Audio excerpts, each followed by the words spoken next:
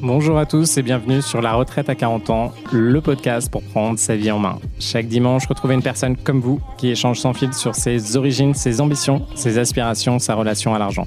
Je m'appelle Victor Laura, je suis l'expert français du frugalisme et du mouvement FIRE, Financial Independence and Retire Early, indépendance financière et retraite précoce. Retrouvez mon livre La Retraite à 40 ans, c'est possible aux éditions Larousse. Pour rejoindre le mouvement FIRE, c'est sur devenirfrugaliste.com. Il y a une communauté, des workshops et des outils.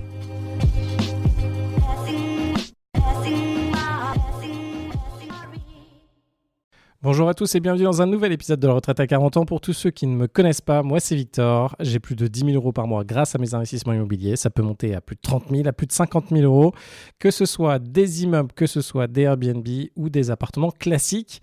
Et de l'autre côté, j'ai aussi des participations dans des entreprises et j'ai lancé plusieurs boîtes. Voilà, vous savez tout en ce qui me concerne. Et aujourd'hui, on va revenir sur un super post que j'ai fait sur LinkedIn. Alors pour ceux qui ne le savent pas non plus, j'étais top 100 sur LinkedIn en France et j'ai à peu près 50 000 followers. Et ces derniers temps, je me suis dit que j'allais remuer un petit peu LinkedIn pour lancer et créer un petit peu d'action. Et qu'est-ce que j'ai fait ? J'ai fait un post et je vais vous le lire qui est un petit peu provocateur. Et c'est parti. Alors j'ai mis une photo de moi et de ma copine et j'ai simplement mis « Je verse 2 000 euros par mois sur le compte de ma copine. Oui, elle est avec moi pour mon argent et elle a bien raison. Elle ne paye pas de loyer, elle ne paye pas quand on sort.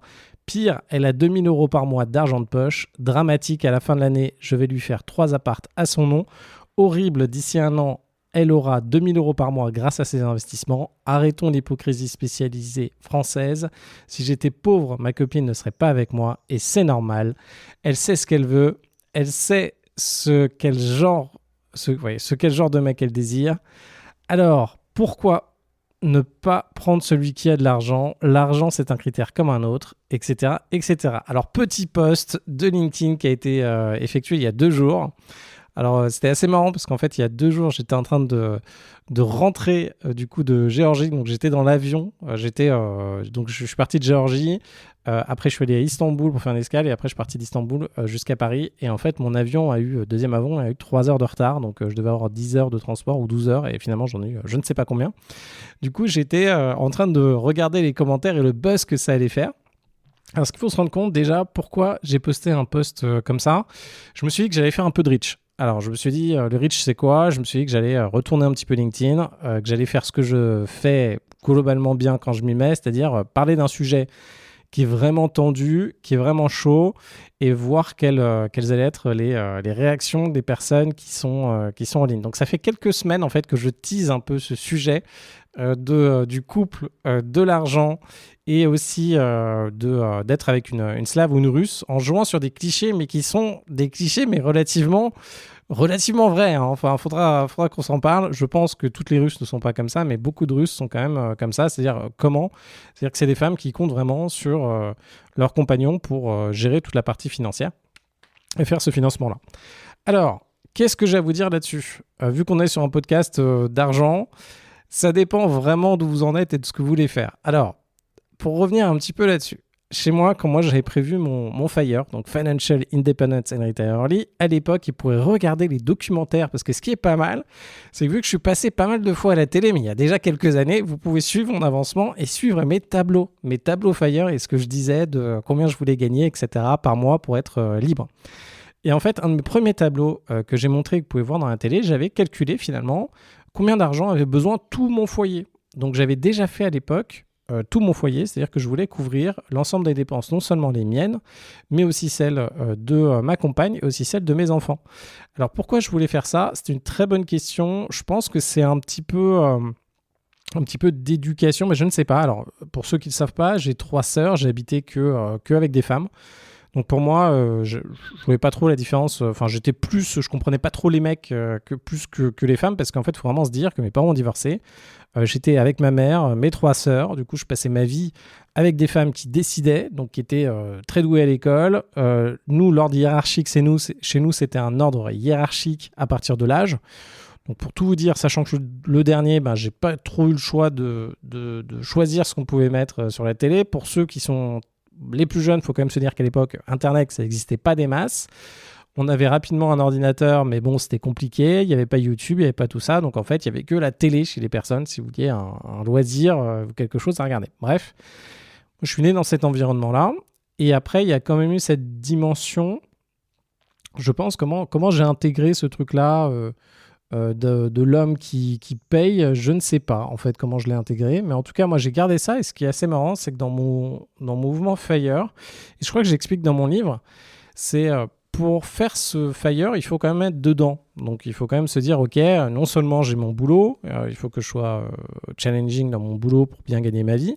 Et en plus de ça, à côté, il faut que je fasse des investissements. Donc, vous le savez très bien, mais la version simple, c'est on va épargner une partie ou une grande partie de ce qu'on gagne pour mettre en bourse. Donc, attention, il y a quand même pas mal de concessions à faire. Et il y a aussi une deuxième partie où on se rend compte que ça ne prend pas assez rapidement, surtout en fonction de ce qu'on gagne. Et là, il faut aller chercher de l'argent autre part. Donc, il faut aller faire de l'IMO, il faut aller lancer des business, racheter des business, etc.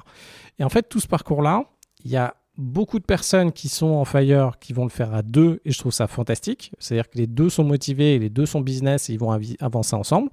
C'est exactement ce que fait d'ailleurs Delphine Pinon avec son compagnon et Richissime. Hein. Donc, c'est derrière, elle s'occupe de tout ce qui est... donc, si vous ne la connaissez pas, c'est le podcast le plus écouté en finance. Elle s'occupe de tout ce qui est marketing, donc de la phase du business, et son compagnon, il s'occupe de gérer toutes les équipes derrière. Ils sont beaucoup aujourd'hui, ils sont une cinquantaine dans les équipes, etc. Donc, il y a souvent des façons de travailler en couple. D'ailleurs, mes parents travaillaient ensemble. Donc, mon père était aussi plutôt la phase du business avec la partie un peu plus stratégique, et il arrivait à bien signer ou du moins garder certains clients. Et de l'autre côté, ma mère s'occupait d'une partie commerciale et aussi de s'assurer que toute la boîte tournait bien d'un point de vue structurel. Donc, les deux marchaient bien ensemble. Donc, ça peut très bien fonctionner quand on est en couple. En l'occurrence, moi, ce que je me suis dit assez rapidement, c'est que je n'allais pas imposer ça à mon couple et à la personne avec qui j'allais être. Pourquoi ? C'est pas forcément le type de personne qui m'intéresse, c'est-à-dire d'être dans un couple avec une personne qui va me rappeler finalement. Alors c'est assez marrant, je pense qu'on fait peut-être tous un peu l'exercice à un moment, mais c'est de voir avec quel genre de compagnon ou avec qui vous voulez avancer dans la vie. Et en fait, moi je pense, alors peut-être un truc à bosser, mais d'avoir passé toutes ces années avec mes sœurs, avec ma mère, à subir des ordres, mais vous imaginez même pas, hein, moi c'était vraiment des ordres partout, des choses, faut faire ça, faut pas faire ça, ça c'est mieux. Et dès que vous arrivez avec, vous avez fait quelque chose, en fait le premier retour qu'on a chez nous, c'est de rechercher l'étape d'après. Donc en fait c'est assez bizarre. Disons que vous avez réussi à, je sais pas, sur LinkedIn, faire un post qui fait 3000 vues. Première fois que vous y arrivez de votre vie. Et là, tout d'un coup, vous échangez, moi si j'échange ça avec mes sœurs, tout de suite ça va être... ah ouais, non mais regarde, t'aurais fait ça, t'aurais fait 10 000 vues, quoi. Donc en gros, on est toujours dans cette quête un peu d'amélioration continue et c'est un petit peu fatigant. Donc voilà, je viens un peu de cet univers-là. Donc je pense que ça m'a poussé finalement à me dire, ok, moi je veux comme partenaire de vie quelqu'un qui me prend pas la tête, mais vraiment pas, et qui va pas me rajouter de la pression ou me rajouter une compétition où on ne va pas être en compétition ensemble. Donc ces trucs de compétition, on peut les retrouver dans beaucoup de couples. Hein. Ça dépend vraiment de ce que vous voulez dans la vie, etc. Mais moi, en tout cas, je me suis dit, ok, je vais faire ce mouvement FIRE pour deux personnes parce que ça va me permettre aussi, si la personne avec qui je suis, elle a envie d'arrêter ou on a envie de profiter d'une vie similaire. Alors, à l'époque, je n'ai pas très bien compris ce que ça allait être. Mais si vous avez envie tous les deux d'aller faire un tour du monde, faut que la personne avec qui vous êtes soit déjà FIRE ou soit dans cette optique-là ou ait un autre genre de personnalité ou d'autres genres de besoins. Parce que sinon, si vous êtes avec quelqu'un qui a un job 9 to 5, que vous aussi que vous êtes totalement libre, là, généralement, ça pose quelques problématiques. D'ailleurs, vous pouvez regarder l'épisode avec François, enfin écouter l'épisode avec, pas François, l'épisode avec Michel, où on parle de ça, où finalement sa compagne n'est pas FIRE, lui il l'est, et elle commence aujourd'hui à s'intéresser à comment elle pourrait faire ça. Donc en gros, là-dessus, écriture de ce post. Alors comment il est structuré ? Alors je vais vous dire concrètement ce qui s'est passé dans ma tête, vous pouvez répliquer le modèle si ça vous intéresse. En gros, je me suis dit, ok, il faut aller taper là où ça dérange. Si vous voulez faire quelque chose qui dérange, alors attention, parce que moi j'ai quand même perdu peut-être 1000 followers avec ce post-là. En gros, vous allez sur le sujet des femmes, vous allez sur le sujet de l'argent. Vous êtes sûr de faire un truc genre banco, astronomique. Pourquoi ? Parce que ça va toucher finalement plein d'insécurités de beaucoup de personnes. Donc ça a touché les insécurités des mecs. Donc les mecs, ils vont se dire, ah tiens, moi je suis pas capable de faire ça. Ça va toucher les insécurités des femmes. Ah ouais, mais là on est en retour, donc les femmes qui sont toujours exploitées par les boîtes, qui n'arrivent pas à avoir des revenus, une vision un peu archaïque. Ça va toucher l'aspect masculiniste. Ah oui, aujourd'hui, c'est comme ça que ça se passe. Attention, avant, les femmes, le contrôle, machin. Donc en gros, là vous touchez vachement de cordes sensibles et vous tapez en plein dedans. Alors là, c'est parti en mode totalement lunaire. Donc après, il faut s'habituer. Donc par exemple, je vais avoir des commentaires. Alors si vous faites ça, bon, faut apprécier ce truc-là, mais voilà, je vous lis quelques commentaires que j'ai eu moi sur ce post LinkedIn d'un très cher Erwan Milo, senior DevOps. On voit la calvitie qui arrive, faudra passer à 3 000 € minimum. Donc voilà le type de retour que vous allez avoir. Donc en fait, ces personnes-là, en fait, il y a une des premières choses à faire que je fais pas forcément très bien non plus. Dans la vie, une des premières quêtes, et si vous voulez réussir, c'est un des premiers trucs à faire, c'est de réussir à gérer vos émotions. En gros, de réussir à comprendre ce que vous voulez et de gérer vos émotions. Là, par exemple, cet Erwan Milo, il n'a pas réussi à gérer ses émotions. C'est-à-dire que là, ce poste-là l'a vraiment marqué. Je pense que ça l'a touché parce qu'au fond, à mon avis, il ne peut pas faire la même chose. Et il s'est dit, ah bah tiens, je vais l'attaquer. Donc il y a plusieurs raisons. Il faut voir qu'est-ce qu'il a impacté. Il s'est dit, comment je peux attaquer ? Je me sens mal, émotionnellement, je me sens chargé. Comment je vais faire ? Après, j'ai des posts assez intéressants. D'ailleurs, je vais répondre à ça directement. Un post de Liu Ping qui fait la vraie question. Comment tu vas lui faire acheter 3 appartes, 600 revenus, qui paye les apports et comment emprunter sans emploi. Alors, pour le cas concret, en fait, comment je vais faire concrètement pour acheter des appartements ? Alors, pour vous donner un petit ordre d'idée, est-ce que c'est vrai ce post ? Déjà, est-ce qu'il est vrai ce post ? Dans l'idée, ce post n'est pas très très loin de la réalité. Il faut savoir qu'aujourd'hui, on est dans une phase de transition où ma copine a quitté son job en Russie. Alors, pour vous donner un petit peu d'historique. Cette relation, ça fait 2 ans que ça a été du on et du off. On a été ensemble, puis on s'est séparés, puis on s'est remis ensemble, etc. Pour plusieurs raisons, des raisons de communication et de couple, simplement de voir qu'on avait le même objectif et de voir qu'on s'inscrivait dans la même durée. Et aussi autre chose, c'est qu'il y avait un enjeu de visa. C'est-à-dire que du coup, elle s'appelle Daria. Daria, en fait, elle avait un visa, c'est très compliqué aujourd'hui les visas pour les Russes en France. Du coup, elle avait un visa Schengen qui pouvait aller dans l'espace Schengen. Enfin, c'est comme ça qu'elle l'appelle. Et en gros, elle pouvait rester 3 mois. Elle devait partir 3 mois. Et maintenant, vous comprenez un petit peu plus pourquoi à des moments, je me retrouvais, finalement, je me suis retrouvé, enfin, ça m'a amené de vivre des choses aussi, mais je me suis retrouvé à Bali pendant quelques temps. Je me suis retrouvé au Maroc pendant quelques temps. En fait, on essayait de trouver des solutions pour pouvoir passer du temps ensemble. Sachant qu'à côté, moi, j'avais quand même la pression de certains projets. Donc on reviendra dessus, mais des choses que j'aimerais bien clôturer ou des projets sur lesquels je me suis lancé. Et du coup, ça a créé quand même quelques frictions aussi. Et quelques frictions aussi d'argent là-dessus, sur ces parties-là. Alors, une fois que vous savez ça, donc le poste, grosso modo, l'objectif en tout cas, le mien, et d'ailleurs c'est ce que je pense qu'il faut faire. Moi, oui, il y a un moment, si en tout cas...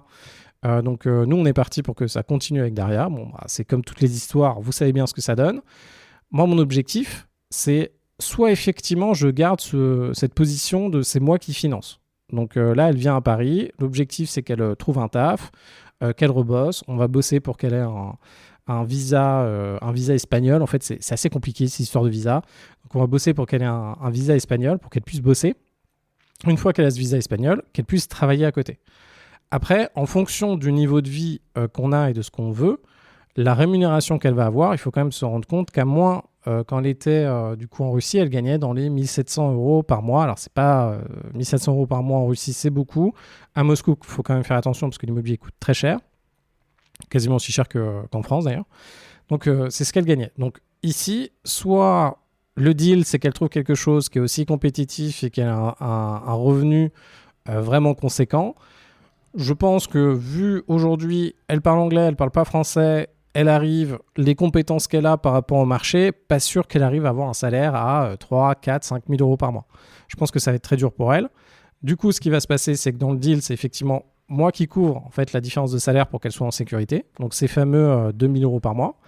Et aussi que je couvre les autres dépenses. Alors les 2 000 € par mois, c'est un ordre d'idée. L'objectif, c'est qu'elle puisse juste vivre à Paris et que ça aille. Une fois qu'il y a ça, je suis convaincu, et c'est marrant parce que j'ai grandement été critiqué sur ce post, de dire oui, t'as le contrôle sur la femme, c'est une notion d'ego, de contrôler, etc. Bon, en réalité, moi, que je donne de l'argent ou pas, ça me change strictement rien. Il faut quand même garder un truc en tête, c'est ça dépend avec qui vous êtes. En fait, il faut se dire que une fille comme Daria, si elle veut changer de mec, elle a une horde de mecs qui ont envie d'être avec elle. Et il y a quand même une réalité autour de ça, ça dépend avec qui vous êtes, mais dans pas mal de cas, et surtout aujourd'hui, si vous êtes avec quelqu'un qui est plutôt séduisant, il y a plein de prétendants partout. Daria, elle sort. Moi, j'habite à côté du parc Georges Brassens, j'allais dire. J'habite à côté du parc du Luxembourg, dans le 5e. Elle va lire un livre dans le jardin du Luxembourg. Il y a 3 mecs qui vont venir lui parler tous les jours. Et c'est tout. Et c'est une réalité. Et la réalité, c'est que si à un moment, le reste de la relation... Alors déjà, ça peut paraître beaucoup d'argent, 2 000 € par mois, mais en réalité, ça dépend d'où on vient. Et en tout cas, la vision de l'argent qu'on a. D'ailleurs, je vous demanderai des avis parce qu'on va faire progresser Daria. On va tous bosser ensemble pour faire progresser Daria sur l'argent. Mais pour Daria, pour elle, c'est pas des grosses sommes. Elle n'envisage pas du tout ça comme des grosses sommes. Et deuxièmement, elle a effectivement, si le reste ne fonctionnait pas entre nous, si elle se sentait pas épanouie dans le reste de la relation, elle resterait absolument pas. Donc c'est ce qu'il faut regarder. Il n'y a pas cette notion. Je pense qu'il y a des moments, effectivement, on peut se mettre dans des relations où il y a beaucoup plus de contrôle sur l'autre. Là, je ne pense pas que ce contrôle-là financier soit vraiment présent. Autre élément aussi, pour désamorcer aussi cette notion de pas le même rapport de force dans le couple. En fait, là, moi, mon objectif, c'est justement de la faire monter progressivement financièrement pour qu'elle n'ait plus cette dépendance financière qui est liée à moi, pour qu'elle puisse avoir le niveau de vie qu'elle veut. Donc ça, si vous savez investir et si vous êtes au taquet dans votre couple, alors rappelez-vous, la première étape, c'est quand même de vous occuper de vous-même, d'être en capacité de faire cette indépendance et cette liberté financière pour vous-même. Déjà, ça, c'est un bon challenge, c'est un très très bon challenge. Et dans un deuxième temps, en fonction de avec qui vous êtes en couple, c'est de faire la même chose pour votre partenaire. Et je pense qu'il n'y a pas d'action très concrète, parce que ce que vous permettez à votre partenaire en faisant ça, c'est de lui offrir cette liberté. Alors attention, parce qu'il y a aussi cette notion de, à force de faire des choses pour d'autres personnes, les personnes n'apprennent pas. Et on retombe un peu dans cette problématique de l'héritage. Si demain vous avez votre fils et vous lui donnez un héritage d'1 million d'euros, mais qu'il n'a pas travaillé pour gagner ce 1 million d'euros et qu'il ne sait pas comment gagner 1 million d'euros, ça risque d'être une situation assez compliquée pour lui. C'est-à-dire qu'il va avoir un capital et il se rend bien compte qu'il est en incapacité de recréer ce capital. Donc c'est pas le même positionnement par rapport à l'argent. Donc à retravailler, mais en tout cas on va avancer là-dessus. Du coup, une des questions qui était pas mal, c'était comment tu vas faire pour acheter 3 apparts 600 revenus, qui paye les apports et comment emprunter 600 emplois. Bon, là, la réponse assez simple et directe de ce truc-là, c'est grosso modo, je vais acheter les appartements moi-même.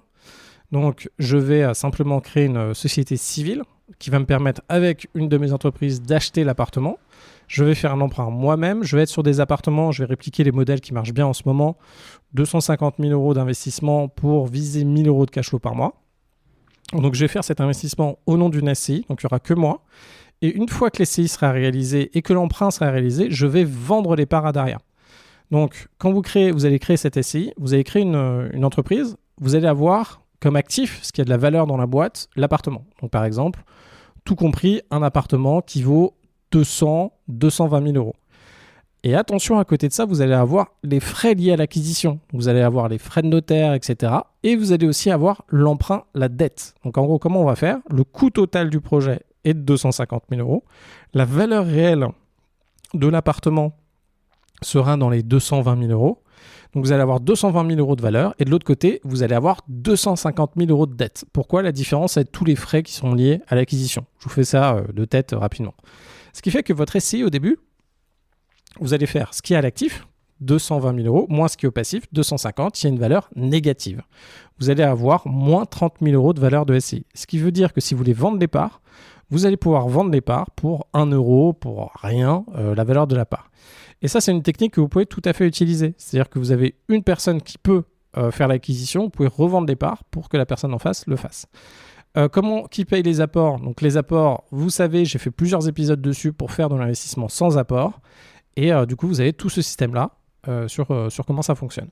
Donc en gros, vous êtes parti là-dessus. On va pouvoir continuer à regarder les commentaires de ce post. Donc, j'ai fait ce post pour, pourquoi pas, remuer un petit peu tout le monde, vérifier qui était là, et pourquoi pas avoir des personnes qui rejoignent aussi un de mes programmes. Donc, pour ceux qui le savent, j'ai un programme sur l'immobilier qui vous permet justement de faire des invests. Alors, on va regarder un petit peu les commentaires des autres. Un commentaire de Cyril. Alors, Cyril, moi, je l'aime bien. Il vient assez souvent, finalement, dans mes... Enfin, il commente assez souvent. Il commentait assez souvent, d'ailleurs. Et là, ce qu'il me dit, c'est... Elle investit, c'est le divorce, la vraie opération. Donc ça, je trouvais ça marrant. Après, on va avoir des gens type Renaud Laurent. Comme ça n'est visiblement pas pour son physique ni sur ses qualités humaines ou cérébrales, il reste l'argent, logique. Reconnaissons que son objectif putaclic est atteint et que j'ai même apporté ma contribution. Donc là, c'est assez marrant. Notre très cher Laurent, il se rend compte qu'il écrit parce que ça le touche personnellement, donc il se sent impacté par quelque chose, et en même temps, il se dit, zut, en fait, le gars, il a fait quelque chose pour qu'il y ait des réactions, et ça marche, et j'y participais, donc assez marrant. Charles-Édouard Bretéché, on va pas se mentir, tu peux pas trop miser sur ton physique. Bon, bah encore un commentaire qui est du pur physique. Donc après, si on regarde, c'est assez marrant de voir ça. Alors, Christina Hub, donc on se connaît bien, je vais pas lire le post, mais c'était assez marrant. On va retrouver Jason Béraud, alors je vous invite à le suivre, lui il fait pas mal d'éléments sur l'acquisition et la grosse. Et lui il me fait, tant que tu y retrouves ton ROI, tout le monde est content, donc assez marrant. Après on a un mec qui me dit que je suis un pigeon, un autre, Patrick, qui dit c'est beau l'amour. On va descendre un peu. Après, on a Anthony Bossou. C'est marrant cette mode de faire des contenus de merde et provocateurs pour faire du bad buzz, car un buzz est un buzz. Mais ça marche apparemment avec 50 000 abonnés et sûrement autant de vues, je pense, par post. Alors pourquoi pas ? Je ne te dis pas bravo à bon entendeur, je n'adhère pas et je ne préfère pas avoir de clients si c'est pour faire ça. Laissez-moi avec mes 5 000 à 10 000 vues à mes posts que j'espère constructifs. Donc en gros... Là, Anthony, ce qui se passe chez lui, c'est une confrontation. Il se rend compte qu'aujourd'hui, il dégomme pas LinkedIn et il n'arrive pas à faire les efforts qui sont nécessaires pour avoir de la grosse performance sur LinkedIn. Et il essaie de se trouver des raisons qui font qu'il n'arrive pas à percer sur LinkedIn et à faire que ça marche plus. Et du coup, là, il va regarder mon post, il va se dire que finalement, j'ai 50 000 personnes sur LinkedIn, plus de 50, et ça vient finalement de posts comme ça, alors que c'est absolument pas le cas. Les posts comme ça me font perdre des personnes. Les 50 000 abonnés viennent beaucoup plus de contenu et d'études que j'ai pu faire, etc., de goodies, etc. Donc en tout cas, là, Anthony, il est en train de se dire, zut, je bloque dans ma vie, j'arrive pas à faire des posts et ça cartonne pas. Comment je peux faire ? Autre post, Véronique Redon. Alors, elle aide les dirigeants et cartes supérieures. Après, j'ai pas le reste de la définition de ce profil. Quelle horreur encore de lire ça à notre époque.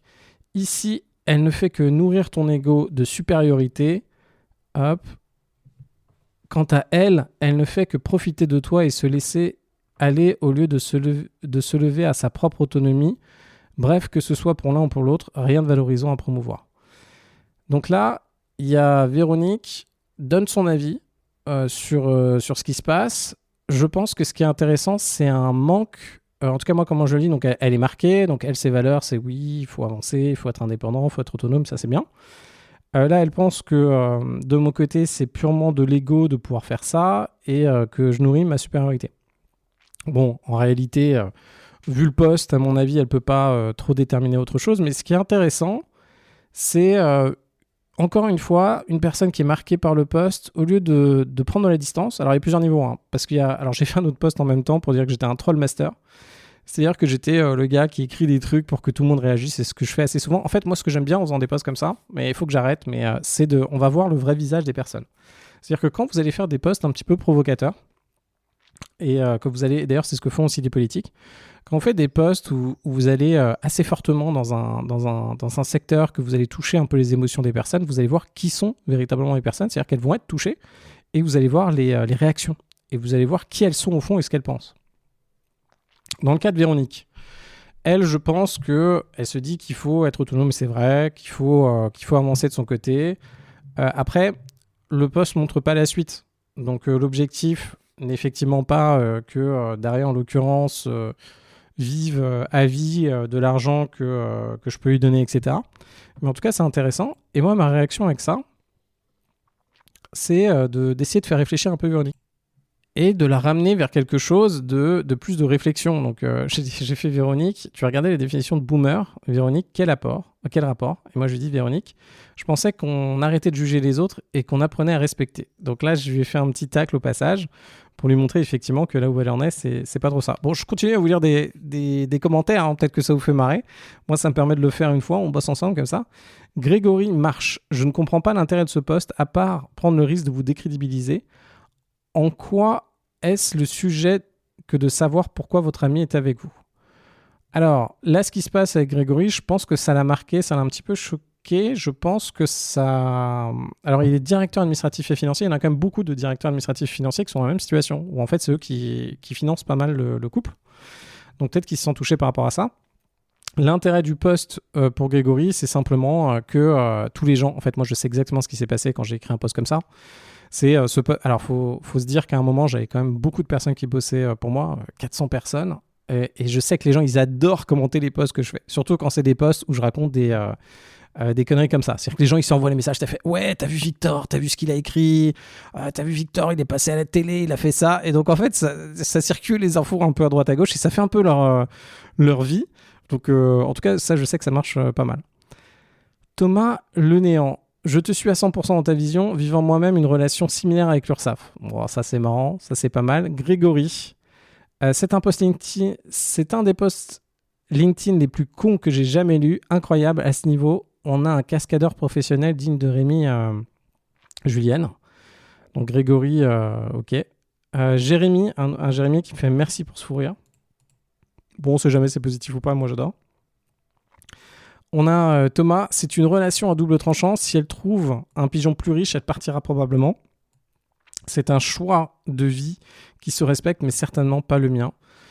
Bon, ça me... Alors, ça pourrait être le cas. En fait, ce genre de commentaire pourrait être le cas si c'était vraiment une relation où... Et il y en a, à mon avis, où il y a vraiment des relations avec des gros décalages. En fait, il n'y a pas d'autre lien que l'argent dans la relation. Effectivement, ça pourrait être le cas. Mais par contre, ce qu'il faut se rendre compte, c'est pas vraiment... En fait, encore une fois, on tombe sur les insécurités des personnes.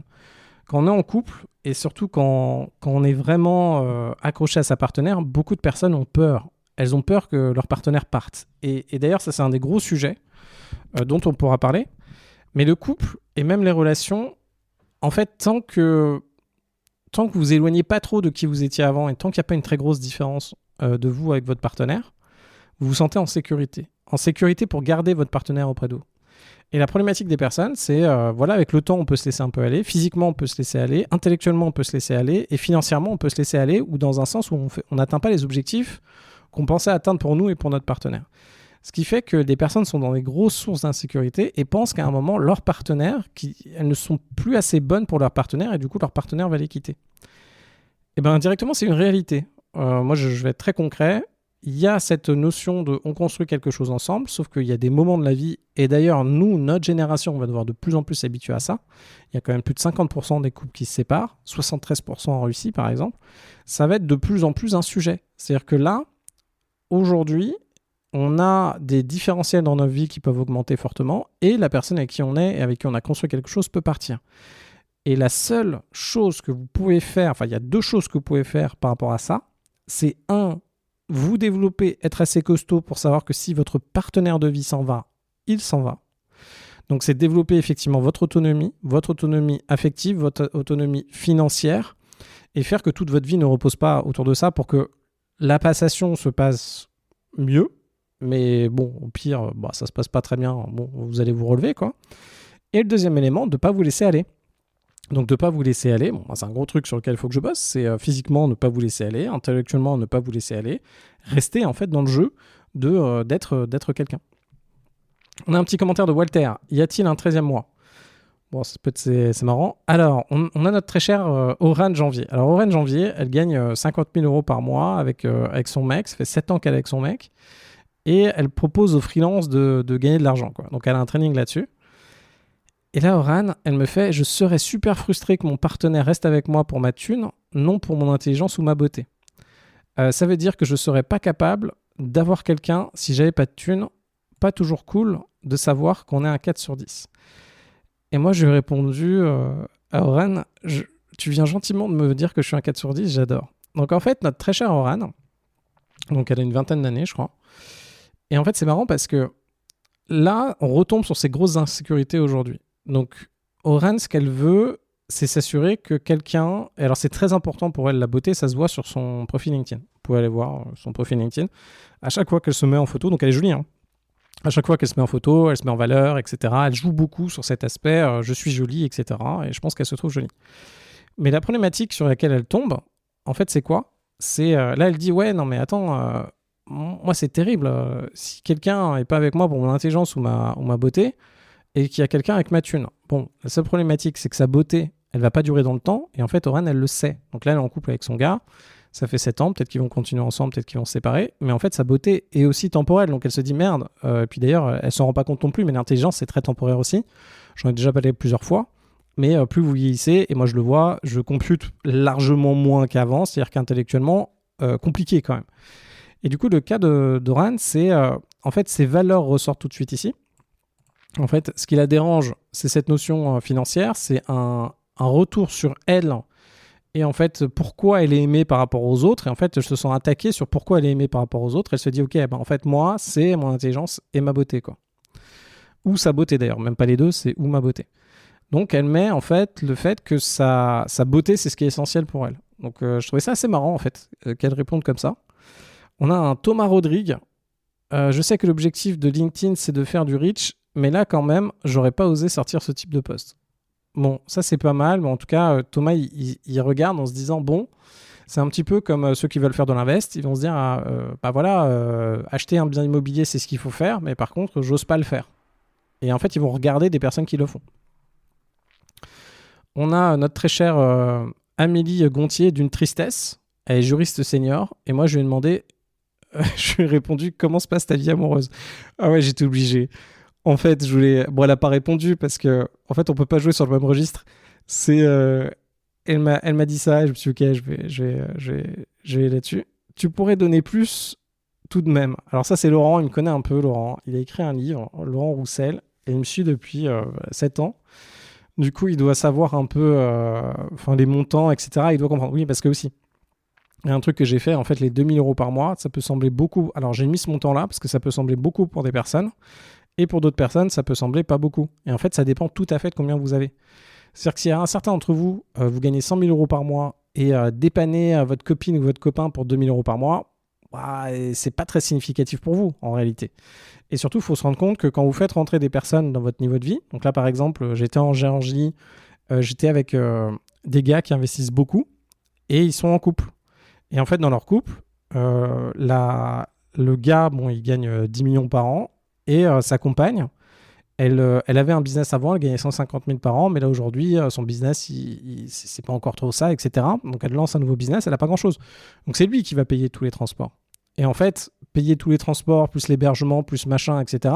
Bon, c'est clairement dans un cas de business, parce que tout ce qu'on a fait, c'était analyser des biens, aller sur des chantiers, etc. Mais il faut quand même se dire que cette phase... Enfin, là, il paye largement elle lui coûte largement plus de 2000 balles par mois. C'est du 5 ou 10 000 € par mois. C'est ça la réalité. Mais sauf qu'on ne s'en rend pas compte quand on ne le vit pas, quoi.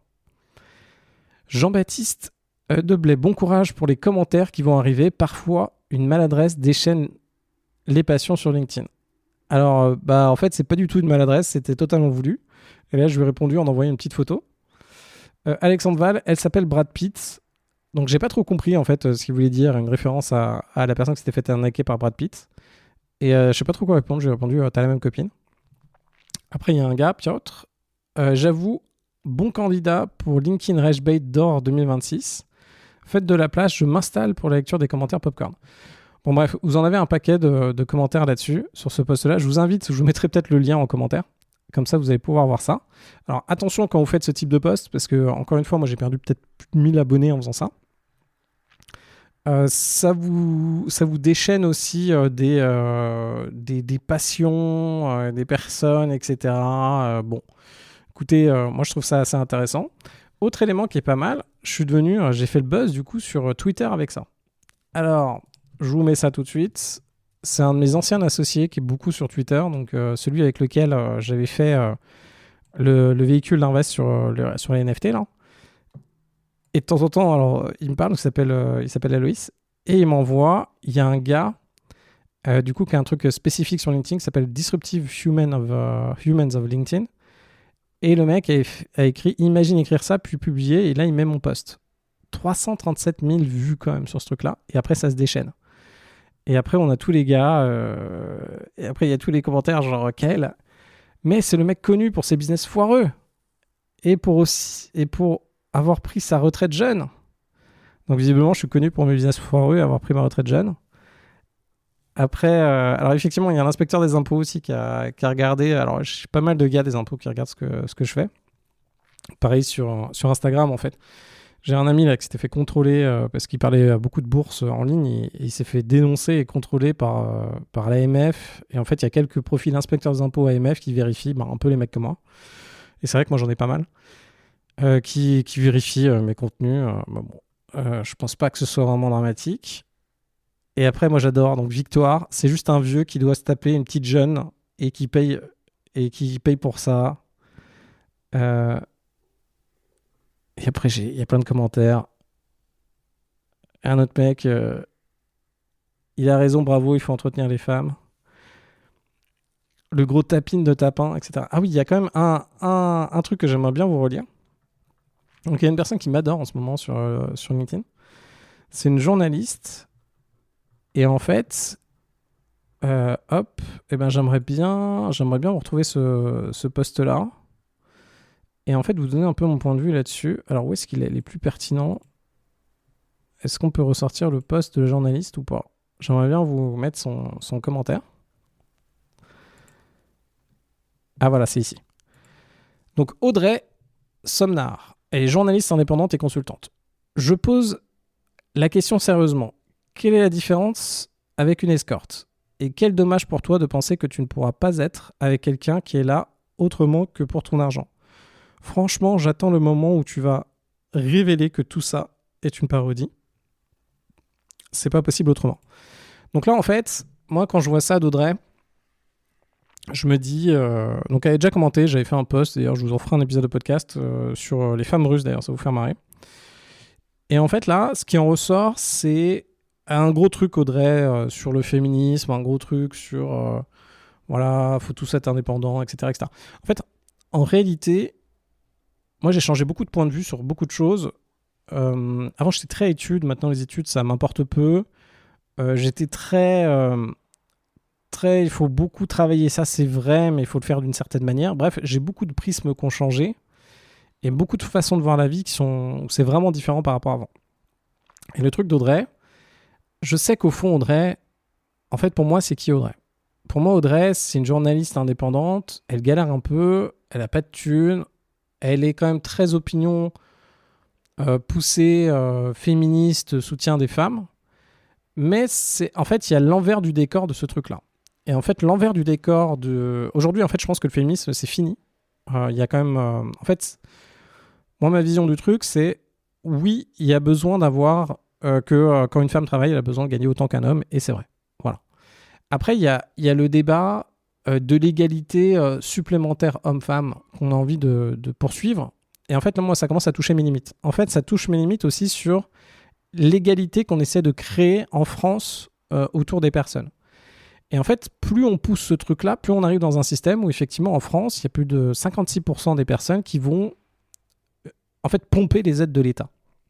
Sauf que l'État n'a pas d'argent et on va créer un discours comme quoi quand on gagne plus de 4 000 euros par mois, on est riche pour pomper d'autant plus les gens. Et en fait, on arrive dans un système en fait qui ne marche pas. C'est-à-dire qu'on va aider les gens jusqu'à un certain point. Donc il y a des choses effectivement qui sont à encourager, mais après, il y a des choses où c'est contre-productif. Il y a pas mal de moments, donner de l'argent à des gens, ben voilà, c'est un petit peu comme l'objectif du post LinkedIn, ça ne va pas les aider. Par exemple, aujourd'hui, donner de l'argent à Daria, ça ne va concrètement pas l'aider réellement dans sa vie à se développer. Et c'est ça le gros sujet. Le gros sujet, c'est l'étape d'après, comment lui permettre de réussir à trouver cette indépendance et à avancer. c'est exactement on va retomber sur la même problématique de tous ceux qui défendent une certaine égalité en France. On va donner de l'argent à des gens, on va mettre du service public qui ne sera plus compris et qui sera considéré comme un acquis. Et en fait, en ayant ça, ça va partir en couille. C'est-à-dire qu'on va créer toute une génération de personnes qui se croient que tout est dû. C'est un petit peu comme les prud'hommes, tout ça en fait. Vous voulez attaquer votre employeur, vous pouvez y aller. Hein. Vous prenez un bon avocat, vous avez peut-être plus de 80% de chances de gagner. C'est en train d'un petit peu évoluer. Mais en fait, on a poussé le truc tellement d'un côté que ça ne marche plus. Et en fait, le vrai truc aujourd'hui, il y a plusieurs façons. C'est déjà, la première règle, c'est sur les femmes, la première règle, la seule règle qui existe, c'est laissez-les tranquilles. Il faut qu'elles puissent faire ce qu'elles veulent, qu'elles aillent faire ce qu'elles veulent, et que ça avance. Sauf que le truc sociétal est tellement fort aujourd'hui que c'est compliqué. Et d'ailleurs, les sujets en fait, sur lesquels Audrey n'arrivera pas à s'en sortir, c'est la vision féministe. Qu'est-ce qui se passe s'il y a quelqu'un qui a envie d'être femme au foyer ? Qu'est-ce qui se passe, elle, d'un point de vue financier ? Comment elle se démerde, où est-ce qu'elle en est ? Parce qu'en fait, elle ne comprend pas, elle n'y arrive pas. Elle a un gros problème avec l'argent aujourd'hui. Et ça, c'est sûr. Elle ne m'a jamais répondu sur mes questions, mais ça, c'est convaincu. Et dernier élément, c'est de se dire, il y a tout type... quel est le problème réel qui se cache derrière ça ? En fait, dans son cas, aujourd'hui... Alors, ce que j'aimerais bien savoir les chiffres, mais à mon avis, des couples encore aujourd'hui où l'homme ramène plus que la femme, ça doit être la grande partie. Et les couples, d'ailleurs, où les femmes ramènent... Et d'ailleurs, c'est un sujet de l'autre côté. C'est-à-dire qu'on est dans un changement aussi de société où quand la femme ramène plus que l'homme... Alors, c'est plus compliqué au Kenya qu'ici, par exemple. Je me rappelle au Kenya, je bossais avec il y avait un mec qui avait une app de dating au Kenya, un peu premium.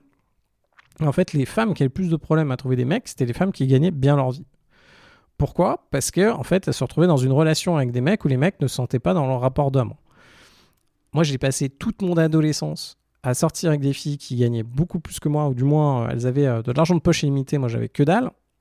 Le truc qui me dérangeait, c'était que j'étais pas capable de suivre le niveau de vie. Ça, c'était un peu chiant. Donc, je bouffais pas pour pouvoir me payer un plat dans le restaurant où on allait. Et là, on me proposait de m'inviter. Moi, je voulais pas qu'on m'invite. Voilà. Il y avait ce truc-là. Mais sinon, il n'y a pas trop de sujets là-dessus. Mais on arrive dans un stade où, finalement, les femmes aujourd'hui, effectivement, en fait, pour les femmes qui écoutent ce podcast, effectivement, que vous allez réussir, si vous le voulez, à faire la carrière. Et effectivement, vous allez réussir à faire votre fire, etc. Mais au fond de vous, qu'est-ce que vous voulez concrètement ? En fait, la question, c'est ça. Et qu'est-ce que vous voulez dans votre vie pour pouvoir avancer ? Quelles sont les relations que vous voulez ? En fait, les vraies questions à se poser, c'est qu'est-ce qu'on veut chacun d'entre nous ? Et vraiment répondre à ça. Du coup, Audrey, j'ai décidé de la titiller un peu parce que, en fait, il y a un truc qui ne va pas avec Audrey. J'aimerais bien voir ma réponse. Mais en fait, quand elle dit ça, Audrey, en fait, elle englobe tout le monde. Par exemple, si aujourd'hui, vous avez décidé... En fait, comment ça se passe de ce que je vois dans les couples ? Vous êtes ensemble, disons que vous gagnez tous les deux 4 000 € par mois. Félicitations à vous. Il y a un moment, il y aura peut-être, je sais pas, votre gars, il aura envie de faire un break pour lancer une boîte. Et qu'est-ce qui va se passer ? Il va peut-être faire une rupture conventionnelle, gagner un peu moins. Mais là, c'est plutôt la femme qui va permettre de financer ça. Et si lui, il lance une boîte, c'est peut-être la femme qui va plus permettre de s'occuper des enfants. Ça peut être tout à fait l'opposé. Ça peut être ça peut être une femme qui dit « Ok, moi maintenant, j'ai plus envie d'être directrice marketing. Je veux créer ma boîte dans la céramique. » Donc, il y en a dans le programme de coaching, par exemple. « Je veux créer ma boîte de céramique. Là, aujourd'hui, je vais me mettre à temps plein dessus. Là, il faudrait non seulement que tu rapportes l'argent, mais en plus que tu t'occupes des enfants. » Et ça arrive aussi, ce cas-là. En fait, c'est à chaque fois un équilibre. C'est un équilibre dans le couple, c'est un équilibre à trouver par rapport à qui ramène quoi dans le couple, qu'est-ce qui est bon pour vous, et vous, comment vous vous positionnez. Pensez à vos amis. On ne peut pas tous... je discutais avec un de mes meilleurs potes.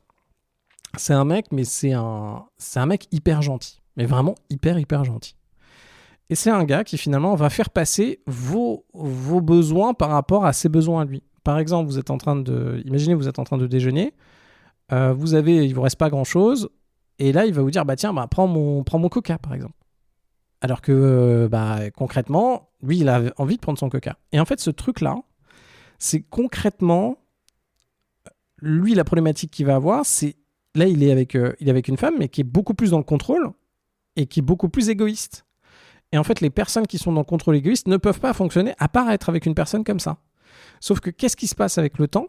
Là, aujourd'hui, lui, il s'est pas positionné, il n'a pas mis ses limites, ses boundaries, et du coup, le couple, là, c'est dur, parce que lui, il se fait bouffer. Ça fait 7 ans qu'il se fait bouffer.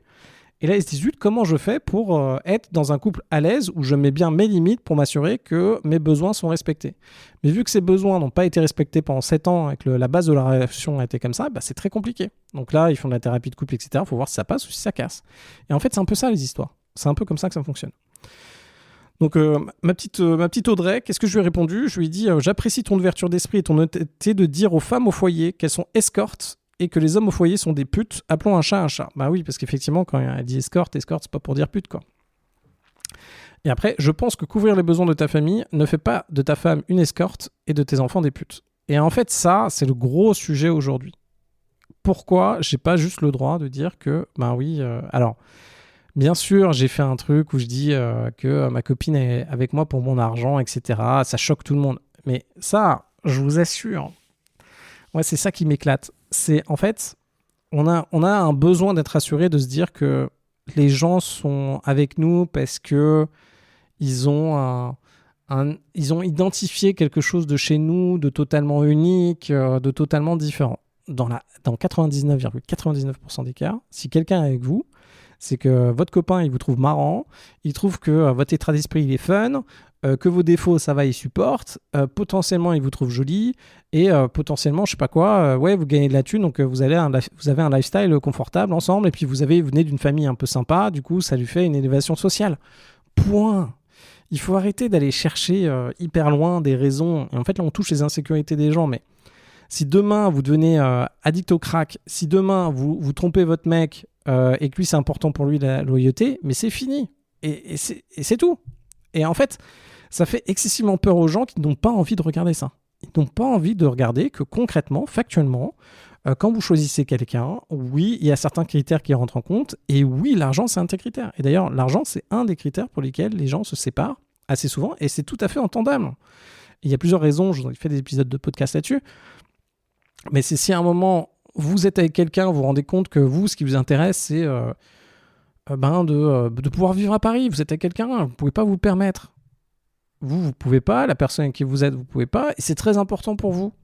Et potentiellement, il y aura un mec qui aura les moyens de ça, ou il y aura une fille qui vous permettra de faire ça, etc., etc. Donc, on a tous ce truc-là. Et d'ailleurs, il faut repenser à ça. Moi, j'ai fait une école à Paris où il y avait pas mal de personnes avec des moyens, et il y en a beaucoup qui sont en couple et mariés entre eux. Et pourquoi ils ont fait ça ? C'est simplement parce qu'ils garantissent un certain niveau de... L'argent, c'est un facteur. Vous avez plein de facteurs différents. Quelqu'un qui est en bonne santé, vous allez pouvoir avoir quelqu'un qui est en bonne santé, qui n'a pas de thune, qui a de la thune. Si vous voulez quelqu'un qui est en bonne santé, qui en plus a de la thune, c'est possible d'avoir quelqu'un qui est en bonne santé, qui a de la thune. Et attention, par contre, il y a une autre différence, et là, il faut faire vachement gaffe. À partir d'un certain stade, ça dépend des valeurs des personnes. Et là, vous pouvez regarder notre très chère première dame qui est décédée.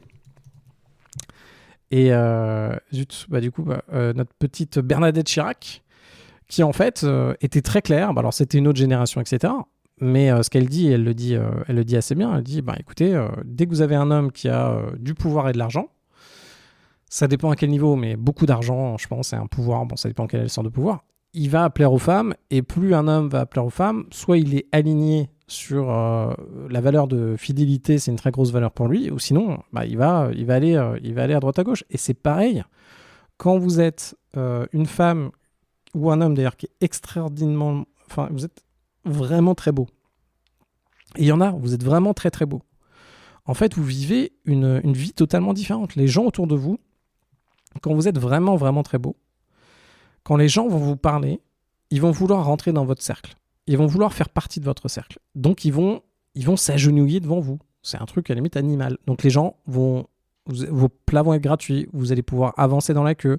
On va vous ouvrir des comptes bancaires. On va même vous proposer des opportunités. Quand vous êtes vraiment très beau, vous n'allez jamais savoir quelle est la volonté profonde de la personne qui est en face de vous, mais la personne en face de vous va vous donner des services. Et elle va essayer de rentrer dans votre monde. Et ça, c'est une réalité. Et on a beau dire, oui, c'est pas juste, c'est machin. Ok, soit, c'est pas juste. C'est comme quand on regarde aujourd'hui des matchs de basket, notre très cher Victor, qui mesure 2,10 m, je crois, il est plus grand que tout le monde, et oui, il a des facilités là-dessus. Après, faut quand même qu'il se batte, etc. Mais oui, ces facilités-là, ça existe. Et c'est bête et méchant, on ne veut pas les accepter. Et d'ailleurs, ce qui est assez dur, c'est qu'on veut ramener cette notion d'égalité. C'est-à-dire, là je vais revenir, c'est un peu comme les socialistes. on veut diminuer le fait que certaines personnes sont en capacité de s'en sortir mieux que d'autres. Et c'est la même chose sur les femmes, c'est la même chose sur l'argent, etc. On va toujours critiquer une femme qui est belle, qui aura la faculté à se marier avec un mec riche, à devenir riche et à avoir... Voilà. On va la critiquer.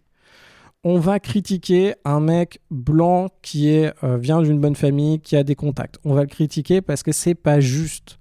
On va critiquer un mec qui est très grand, qui joue au basket. En fait, tous ceux qui ont des éléments qui vont permettre en fait d'aller quelque part, on va essayer de les ramener vers nous. Et c'est pareil avec le socialisme. Dès que vous allez... Et ça dépend, attention, parce que la notion de beauté est relative, la notion d'argent, c'est relatif aussi. Donc là, par exemple, ce qui est en train de se passer en France, on a ressorti que tous les gens qui gagnent plus de 4 000 euros par mois, c'est des riches, mais c'est un énorme truc de populisme, juste pour pouvoir tabasser d'autant plus les riches et que tout le monde se dise « bah oui, c'est normal, il est riche, donc oui, il doit payer des impôts ». En fait, ce truc de « oui, il est riche, oui, il doit payer des impôts », ça va amener à quoi ? On va arriver à du 50%, et on est déjà à du 50% d'impôts, on va arriver à du 70% d'impôts sans aucun problème. Et les gens vont se dire « mais oui, mais il est riche », parce que personne ne va aller pousser la réflexion. Bref, je voulais vous partager un petit peu tous ces éléments. N'hésitez pas à me dire ce que vous en pensez sur YouTube, sur Insta. Et je vous dis à très très vite pour un nouvel épisode.